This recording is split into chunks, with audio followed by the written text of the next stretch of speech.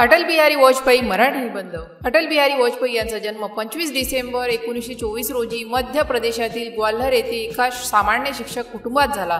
लहानपणापासूनच त्यांच्या ओठी कविता आणि भाषणाची झेप होती। डॉक्टर श्यामप्रसाद मुखर्जी यांच्या विचारांनी प्रभावित होऊन त्यांनी राजकारणात पदार्पण केले आणि जनसंघाच्या स्थापनेचे काळापासून एक समर्पित कार्यकर्ते म्हणून काम केले। त्यांच्या प्रभावी भाषण शैलीमुळे ते लवकरच पक्षाचे एक महत्त्वाचे चेहरे बनले। 1957 मध्ये ते प्रथम लोकसभेवर निवडून आले। कालांतराने ते जनसंघाचे राष्ट्रीय अध्यक्ष झाले।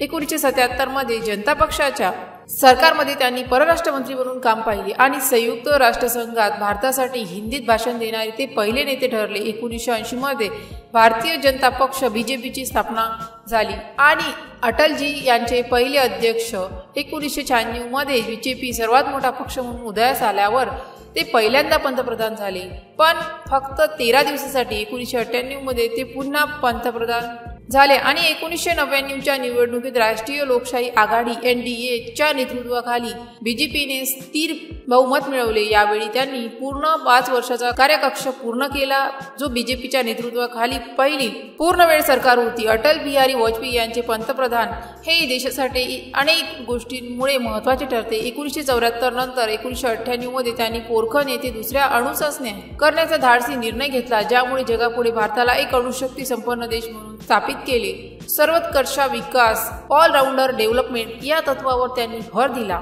सर्वनिम चतुर्भुज महामार्गांनी प्रकल्प आणि दिल्ली मुंबई इत्यादी राष्ट्रीय महामार्गांच्या जाळ्याची पायवाट त्यांनीच घातली। कारगिल युद्ध 1999 पाकिस्तानच्या घुसखोरी विरुद्ध कारगिल युद्धात त्यांनी देशाचे नेतृत्व करून विजय मिळवला। शिक्षण व तंत्रज्ञान सर्व शिक्षा अभियान सुरू करून मुलांसाठी प्राथमिक शिक्षणाचा अधिकार राबवला। तंत्रज्ञानाच्या क्षेत्रात IT क्रांतीला प्रोत्साहन दिले। पाकिस्तानशी संबंध सुधारण्याचा सतत प्रयत्न केला। लाहोर बस सेवा सुरू करून आणि आग्रा खातर शिखर परिषद घेऊन त्यांनी मैत्रीचा हात पुढे केला। अटलजी केवळ एक राजकारणी नव्हते, तर एक उत्तम कवी, भाषणकार आणि मानवतावादी व्यक्तिमत्व होते। राजकीय विरोध्यांशी सुद्धा त्यांचे नाते मैत्रीत्वाचे आणि आदराचे होते। राजधर्म या शब्दाचा अर्थ त्यांनीच पुन्हा रुजवला। त्यांच्या मधुर आणि ओजस्वी भाषणामुळे ते जनतेमध्ये अत्यंत लोकप्रिय होते। अटल बिहारी वाजपेयी हे एक असे रेअर लीडर होते ज्यांनी राजकारणाला मर्यादा आणि मोलाचे भाव दिले। सियासत्व हा शब्द त्यांच्यासाठी केवळ सत्तेचा खेळ नव्हता, तर देशसेवेचे एक माध्यम होते। 2018 मध्ये त्यांचे निधन झाले, पण बाबू म्हणून ओळखले जाणारे हे नेते